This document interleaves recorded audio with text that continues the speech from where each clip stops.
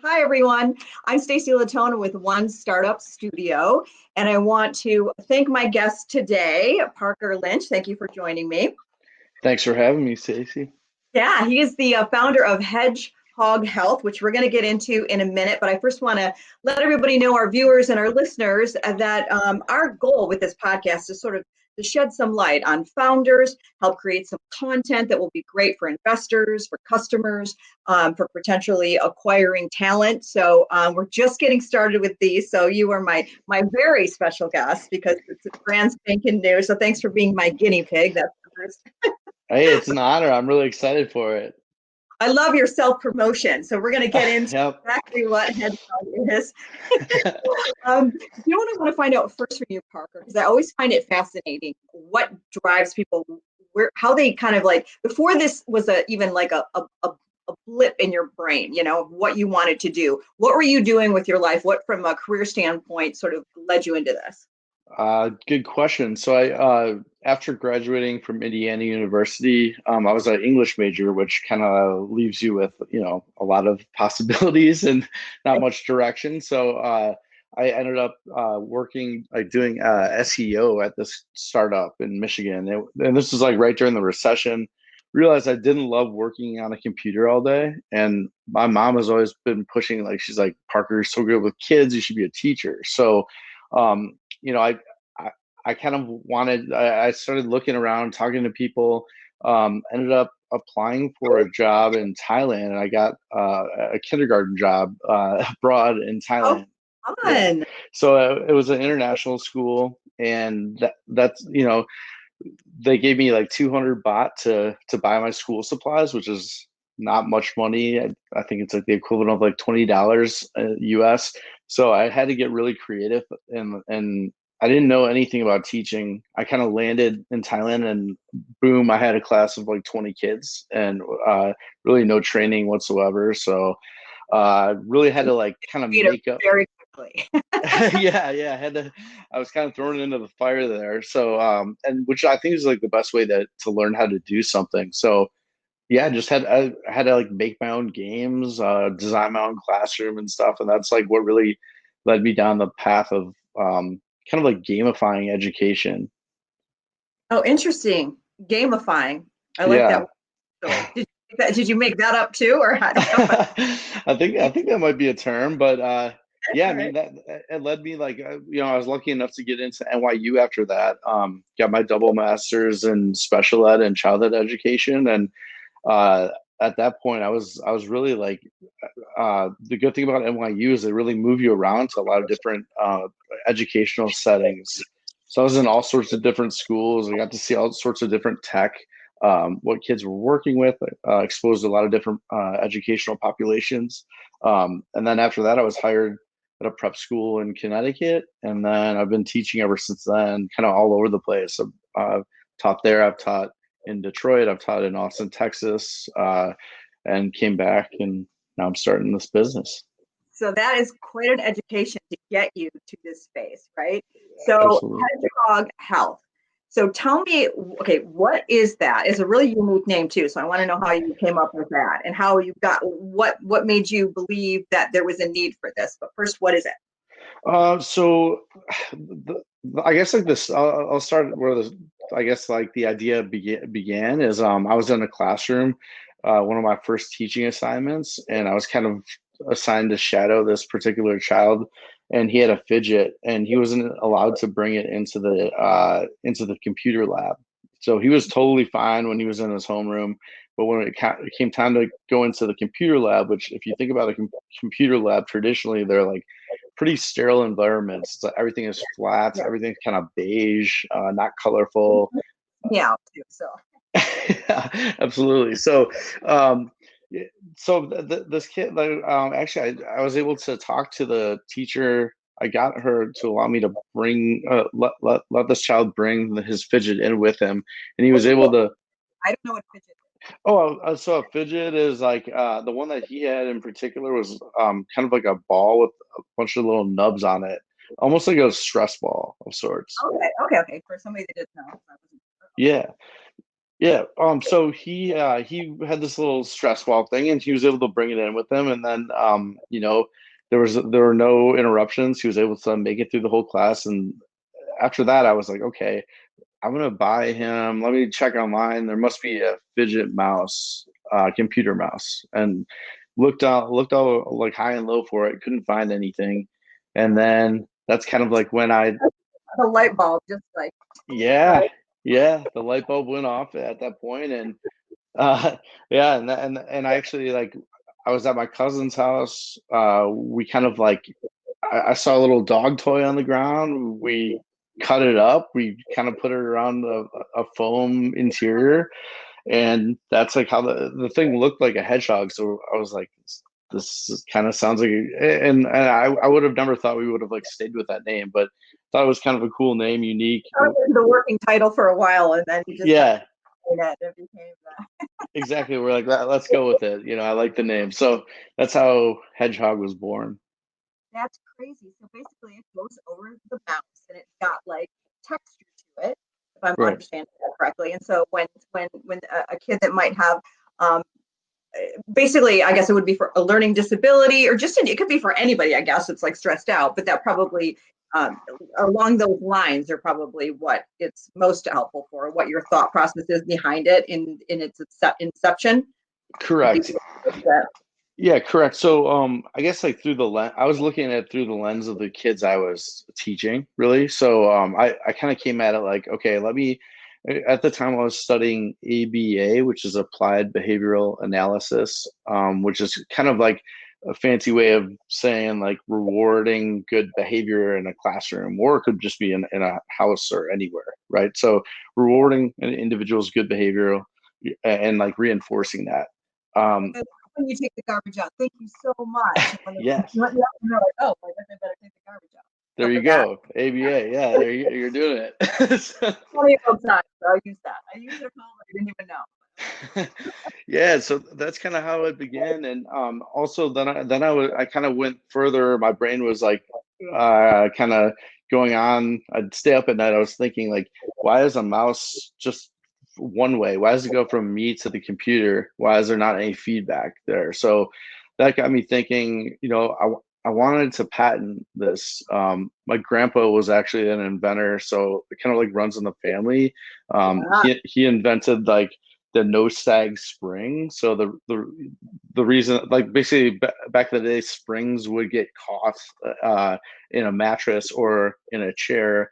So he worked for Lear Seating, and he developed like that, and also like the movable car seat too. He has a bunch of he had a bunch of patents when So you yeah. do a little bit, well, as far as like the patent thing goes. So you weren't intimidated by the idea of doing a patent because you have some people around you maybe that were like kind of got it, or no, you figured that all out yourself. No, I was definitely intimidated by it. I had I no want to hear that. I'm glad you said that, and the reason is because I find like entrepreneurship, which I want to get into too with you, is it's very lonely and it's very scary.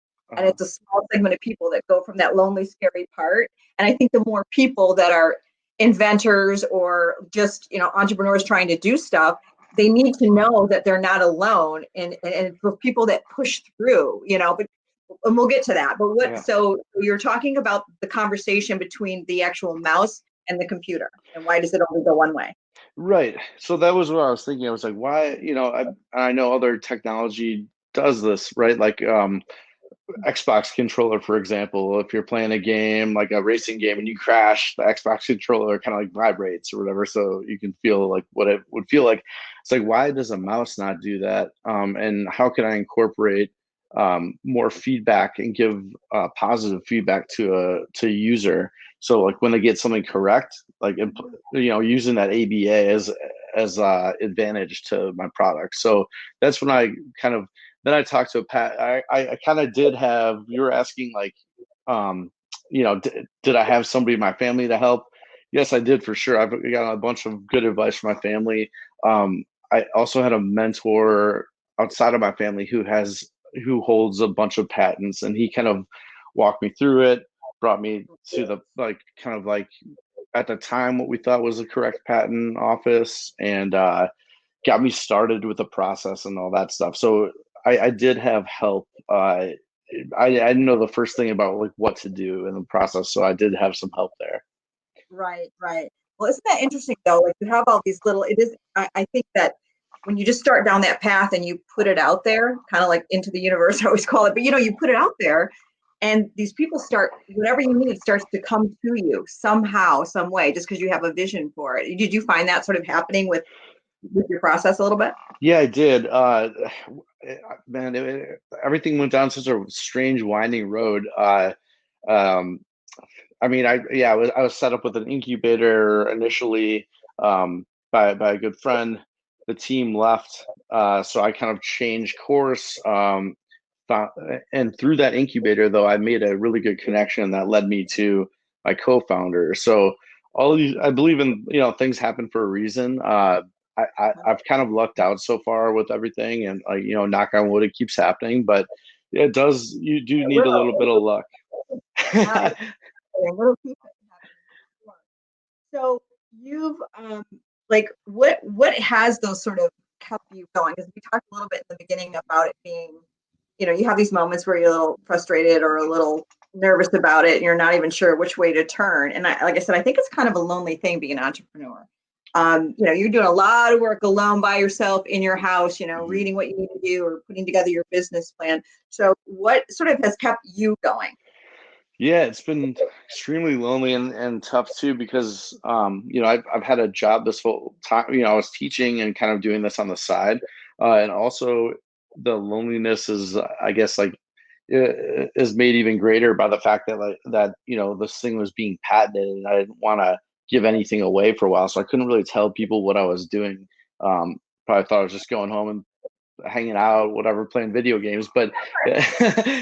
So fun anymore, man. He doesn't want to do anything. Meanwhile, you're like, Yeah, so it is yeah. lonely, and luckily, like again, my family is super supportive. I knew I could trust them. I got a lot of great feedback from aunts and uncles, and my parents, and anybody who I knew was in my like inner circle who I could kind of bounce ideas off of, and also some teachers who I really trusted, like from NYU, who are my friends. I bounced ideas off them as well. So that kept me going. Just like people encouraging me to stick through it. Especially my early mentor Tom Schmoyer. He was really like you're gonna have days that you're gonna want to quit, and he's very right about that. Like there were many moments where I was like, is this? I could just have this, like, I'm happy with my career. I like what I'm doing. Like, what am I doing? Yeah, exactly. And he said like you have to be prepared to like you have to be prepared to get denied. Like that's going to happen. You're going to get denied. You're going to feel like a failure. You're also going to have like extreme highs, extreme lows. I was going to ask you that. I'm glad you said that. My next question was, what's one of your highs? Oh man, there's been a lot of highs, a lot of lows. I'd say Just give me most.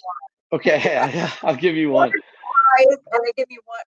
Well, actually, give me one low, and then give me two highs, so that we can end that part on a All positive. right, I like it. I can do that. One low. Let's see. I guess one low would be COVID hitting while this is all happening. It's been quite a struggle to fundraise during this time. Um, Also, we've had like a very contentious presidential election. People are very uncertain about a lot of. Yeah, I don't know if you've heard about Sorry. this, but yeah. So yeah, people were trying to fundraise right now has been a struggle. But at the same time, with all this like bad news, this is a time to pivot, right? This is a time where to get creative, and I think we're going to be stronger because of this. Hedgehog is going to be stronger. I think we can really provide services to kids remotely who otherwise wouldn't we couldn't really help before. So I think this has like been a blessing in disguise for us. Like we're gonna turn this into a positive thing and just stay positive about it.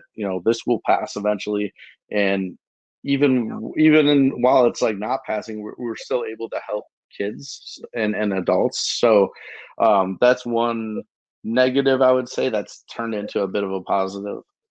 I like that. You're like, well, let me tell you why my weakness is a strength. I love it. That's what it takes, though, you know. Yeah. So give me one of your, you know, over the course of it, one of the highs that you're like, okay, I'm on the move now, I guess, with this. This is happening, like from that moment. Yeah, so actually getting a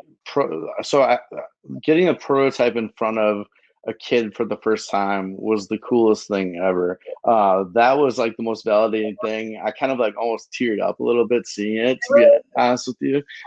Uh, it was so cool because I don't know what one of my basically a very someone who's become a close friend just through weird circumstances, and her daughter's in my video.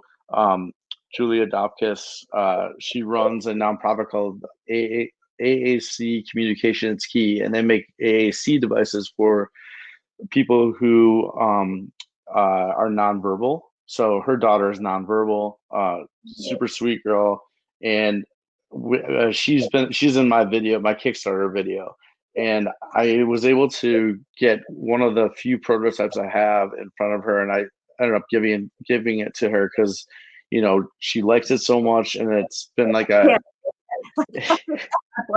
and I was like, I couldn't take it away from her. I feel terrible doing that. So yeah. So basically like just seeing the look on her face when she was able to use it, and this is the first time she's used a mouse before, and it was the Hoglet. So that was really that was a cool moment. That is amazing. So as far as what would be, I guess, one of the, we're going to make sure we tell everybody at the end too how to get a hold of you in case anybody, who knows? I mean, it could be anybody might be interested in getting involved in some way, or even be a school organization that's like, oh, we got to find a way to have this in our special education, or, for all the kids. So what would be one thing that you, advice-wise, that you would give to somebody starting out? And it might be Kickstarter. I don't know. You can share that here if you want, how that was for you. But yeah, so we actually did start. We started this whole process on Kickstarter. Our goal was to raise $65,000 in 30 days. We ended up raising 71 and change. So that was able to, help us pay for our manufacturing of our first set of hoglets that are coming out end of this year, beginning of 2021 to Kickstarter backers. So what do you call it? Hoglet? The hoglet. So yeah, a hoglet is a baby hedgehog. So kind of a weird name, but appropriate. I like because you're dealing with kids too, so yeah. you need to be like, Right, and they're in all fun colors, and again, it's not our, and it's our most, it's our opening product. It's our least advanced product. The next ones we have coming out are going to do a whole host of things. That's the one I've patented is the one that we're working on right now. That'll be our next thing that we're rolling out. I'm really excited about that because I think it's going to revolutionize the mouse in general. But there is a need for fidget mice, and that's the thing that Kickstarter definitely proved out, and I wanted to prove that out to investors that hey, there's a need for this product. Teachers are asking for it, parents are asking for it, especially with all this online learning. It's a essential thing to have right now, in my opinion. So, like you said, unfortunate for COVID, but also it's like, holy smokes, wow, did that just open up so many more people that are stuck on the computer all day, and these kids homeschooling. If they had something like a little even more creative, like you said, to give them feedback when they've got to do an hour of homework on the computer after they've been on Zoom for an hour dealing with the teacher. I mean, that's just like, it seems like a no-brainer, but look at all the work. Yeah. Oh yeah. I personally have ADHD myself, so I'm on the computer all day. I don't have my Hoglet in front of me right now, but I'm usually using it. My desk is a mess right now, but I use it myself, so I can I can confirm it works. And there's studies that prove that fidgeting can help you focus for a great amount of people. So yeah, it's been cool. Like we've gotten a lot of feedback outside of the autism and ADHD community as well. People who would like this for who are arthritis. Like it's going to be softer. It's going to be kind of molded to your hand. So arthritis and old, when I mentioned me, you better not have been thinking about this. That better not be why that just popped into Oh your head. no, not at all. No. We've had some, Or yeah. you're not my new best friend. So I'm just joking. Well, that's amazing, and obviously, like, you're such an inspiration, just for having the idea, and you have such a great why. You know what I mean? You just the kids and doing the right thing, and clearly you are very emotionally tied to the kids and have a great spirit and want to do the right thing and do great by them. So thank you from them to you for putting your work into it, to develop the product.